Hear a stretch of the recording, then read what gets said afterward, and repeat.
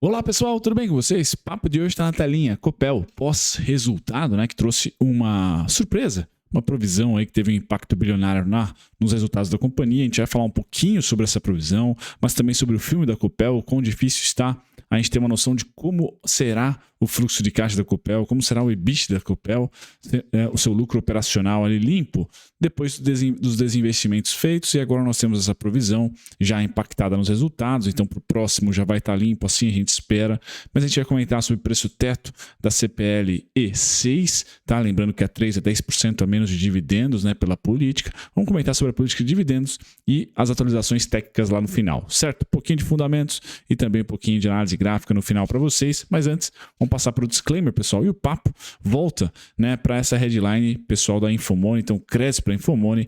A Copel reverte lucro e tem preju de 522 milhões com o impacto da provisão, senão teria lucro de aproximadamente 600 milhões. O prejuízo foi ocasionado pelos efeitos da Lei 14.385 de 2022, com a provisão para destinação de créditos de PIS e COFINS com efeito líquido de 1,2 bi, tá? Que é essa para a equipe da Infomoney.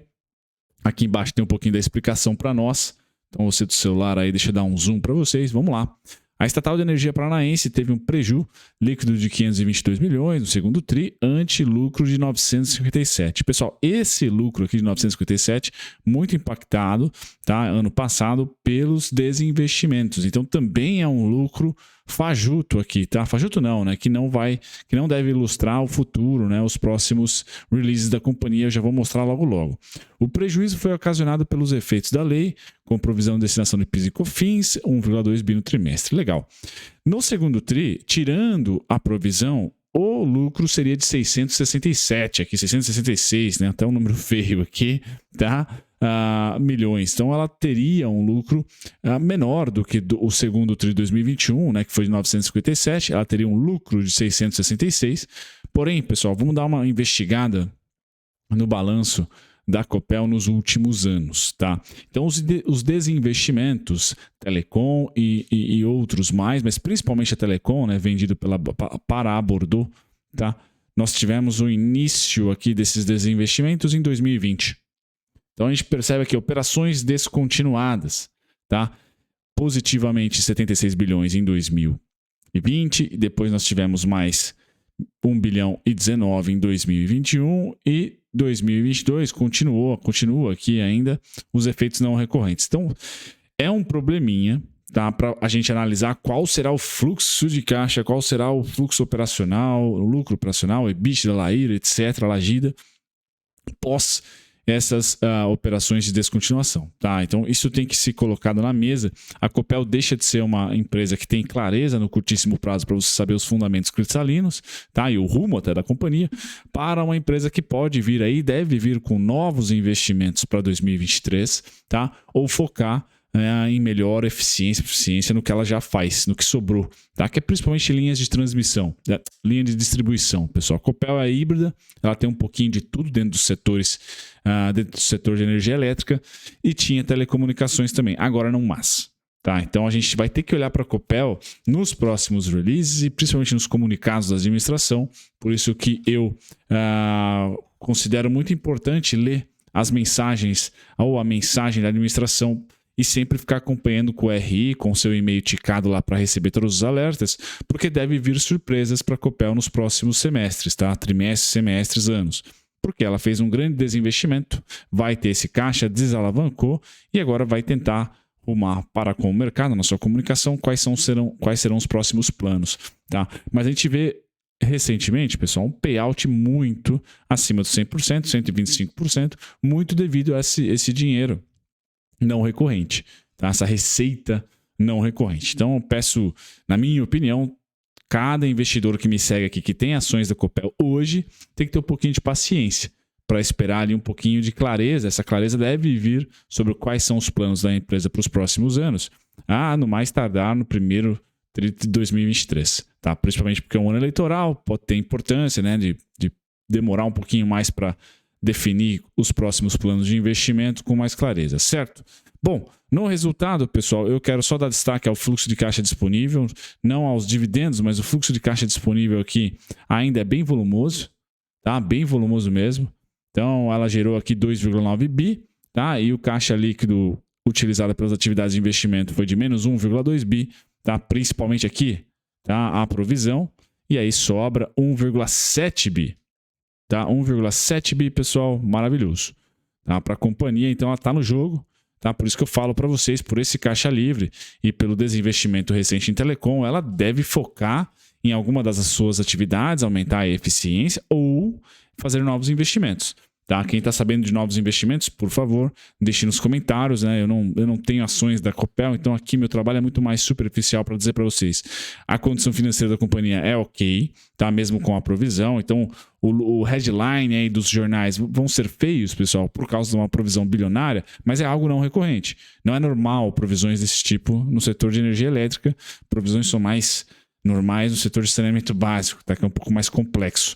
Beleza? Então, ficar de olho, a Copel pode ser uma grande surpresa, sem dúvida nenhuma, mas por hora morna, tá? Ela deve encarar, e acho que tem muita competição no setor.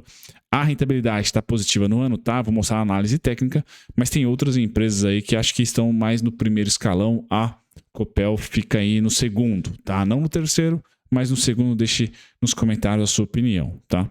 Bom, vamos lá, dividendos, pessoal. Acho que o preço teto, o mais justo aqui para se calcular, acaba sendo a Copel 6, que eu já dou uma ênfase para vocês e um zoom, porque a Copel 11, criada recentemente, tá? Infelizmente a Copel não veio para o novo mercado aí só com ordinária, então tem preferencial, tem a Unity, tem duas preferenciais, né, se eu não me engano, somente a 6 com liquidez.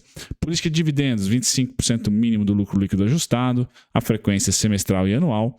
E no caso das ordinárias, CPLE 3, pessoal, 10% a menos de dividendo. Tá? Então, esse preço teto aqui você dilui 10%. Tá? No dividendo médio das Copel 6 dos últimos 9 anos, pessoal, e eu excluí aqui 2020 em diante, simplesmente por causa dos não recorrentes, certo? Então tentei limpar aqui, não que seja uma análise interessante ou a melhor análise possível de dividendos, tá? Mas eu limpei os últimos 3 anos aqui, incluindo 2022, o ano vigente, e peguei 2019 para trás, principalmente até 2011, certo?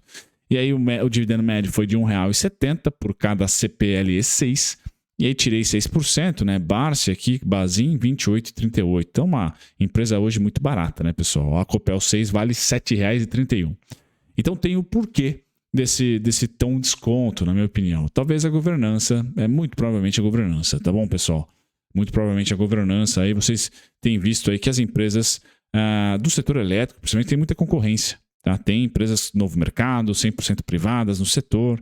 Então a gente tem uma certa concorrência, mas é uma empresa boa, sem dúvida nenhuma, que deve compor aí, para quem é chegado, para quem não tem problema com economia mista, etc., deve compor ações de previdência. É uma empresa que tem ali um lucro e concessões bem volumosas e aquele lucro tranquilo, com bons dividendos ao longo do ano. Aqui eu peguei 2011 a 2019, pessoal. Então passamos aqui por uma grande crise hídrica em 2013, 2014, tá? E 15 e 16, impeachment, e mesmo assim ela pagou dividendos. O ano que ela menos pagou foi aqui, o ano de 2015, com 93 centavos, tá? Ainda assim, é um bom dividendo para a empresa que sempre teve valor nominal baixo, tá? Então, dividend yield nas alturas, beleza? Aí, se você quiser calcular para a ordinária, é simplesmente 10% a menos, tá? Pega essa tabela aqui, calcula 10% a menos, tá?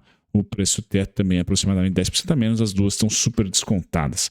Bom, agora, pessoal, a parte técnica, pós-resultados, tá? Não tem muito o que comentar, eu vou dar aqui uma ênfase para o pessoal do celular poder enxergar. Tá? Então, o movimento de alta deve continuar, pessoal, pelo menos, tá? Nesse pós-resultado, qual o problema que eu vejo para o setor? No médio prazo, pessoal. No médio prazo, de 2020 para cá, o setor se beneficiou. E até se a gente colocar de 2018 para cá, o setor se beneficiou. Por quê? Nós tivemos uma inflação crescente, tá? Aumentando levemente, principalmente de 2020 para cá, sem dúvida nenhuma. E o CDI foi para 2%, e depois ele chegou a subir, só que a inflação subiu junto. Tá? Então, mesmo com essa alta do CDI, que é o principal competidor para o setor, a inflação acompanhou. Nesse segundo semestre, pessoal, a gente vai ver o oposto. Tá? A gente vai ver o CDI ainda se mantendo lá em cima, tá? Estável e talvez até subindo mais 0,25, etc., mas se mantendo lá nos 13,75, e a inflação já caindo para um dígito. O Boletim Focus já coloca a inflação terminando com um dígito no ano, acumulada, né? Então, isso é ruim. Esse cenário é ruim para o setor de utilidade pública. Por isso que eu falei para vocês que acho que a transição, a troca de setor vai ser entre utilidade pública e financeiro. Quem deve ter uma coroa na cabeça esse segundo semestre são os bancos e seguradoras, minha opinião. Por isso que eu me posicionei em Porto Seguro, fiz o trade, tenho posição por longo prazo e venho falando para vocês no setor financeiro como sendo o melhor, com CDI nas alturas e muito dinheiro no mercado, favorecendo aí a menor inadimplência ou a contenção de uma inadimplência do PDD.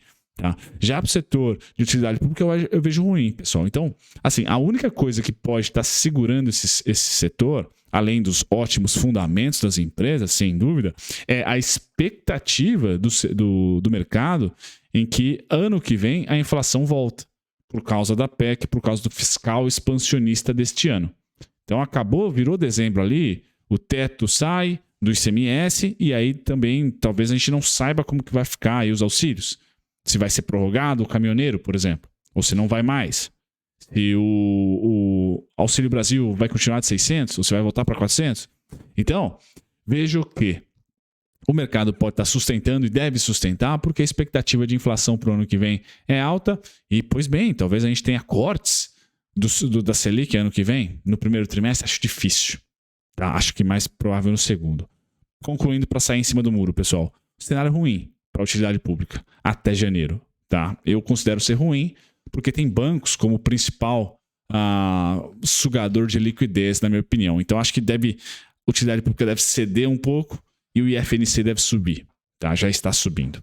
Certo? Com isso, pessoal, eu coloco para a Copel 3, que tem uma volatilidade muito menor, esse cenário aqui. Ó. Esses são os pontos para o próximo semestre. Então, eu vejo máxima em 7,24, 6,79 já bateu, mas pode ser um topo duplo aqui. Tá? E a mínima em 5,24. Então, R$2 de oscilação máximo para os próximos 6 meses. Aproximadamente 5 a 6 meses. Beleza? Então, essa aqui é o cenário para a Copel, sendo o melhor dos mundos, né? Se você tivesse presente, né? De fazer os aportes aqui em 5,24, 5,28 seriam os aportes técnicos. Tá? Quem compra todos os meses, preço não importa. Mas os aportes técnicos seriam aqui. Tá? E eu considero que esse semestre, pessoal, olha... se tivesse, como eu tenho posição em Engie e em Energias Brasil, eu compro menos. Tá? Compro todos os meses, preço não importa, é previdenciário as duas, mas eu compro menos. Tá? E tento comprar mais Itaúsa, tento comprar mais empresas que se beneficiam de uma inflação em queda e não o oposto. Beleza? Por 2 anos foi um trade inflacionário, pessoal. Talvez a gente tenha um gap aí, tá? Um hiato de 6 meses, certo? Pois bem, passando para a Copel 6, vamos ao cenário base. Tá aqui. Tá? Então 6,54 mínima. Olha, eu até tenho 6,15, né? 5,62, pessoal, mas não acho que a queda será tão grande assim. Então vou deixar esse cenário aqui, ó. 6,54, 6,74, 9,14, 8,8, 7,52. Tá? Esses são os pontos para os próximos 6 meses aqui, tá? Beleza, você tá pessimista que vamos supor que eu acerte em cheio e que a utilidade pública tenha uma primeira queda em 2 anos, tá? Forte. 5,62, tá? Máxima de queda aqui da Copel 6. Não é cenário base meu, tá? Mas eu vou deixar na telinha para vocês uma oscilação um pouquinho maior do que a Copel 3, pessoal, porque a Copel 6 ela tem muito mais liquidez, tá? Muito mais liquidez. Então eu vou deixar aqui essa oscilação um pouquinho mais forte para vocês aqui, ó. Tá? Beleza.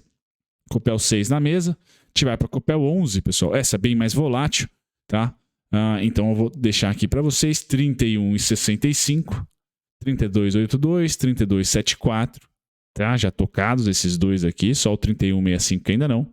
E para cima, 37,52, 41,50, tá? Porque o mercado também pode dizer nada a ver para minha tese em relação a trade de inflação, tá?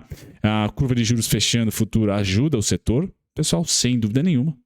A curva de juros futura ajuda o setor, a curva de juros fechando, a futura, não a Selic, né? Mas a curva de juros DI fechando, possibilita aí o valuation ficar mais atrativo. Tá? Eu só não tenho o cenário base que o DI, pessoal, vai fechar por muito mais tempo. Acho que vai ser só um março. Fecha e estabiliza o DI. Tá? Enquanto a Selic na economia real continua lá em cima. Tá? Então temos estabilização da curva de juros longa, Selic também estabilizada lá em cima. E a inflação, por sua vez, embica para baixo. Então, esse cenário aqui, né, de Selic estável, curva de juros estável, mas lá em cima, e inflação caindo, é ruim, levemente ruim para o setor. Tá? Primeira vez em 2 anos que o setor tem um cenário, entre aspas, macro não tão favorável. Certo, pessoal? Um grande abraço, espero que vocês tenham gostado do vídeo. Tchau, tchau.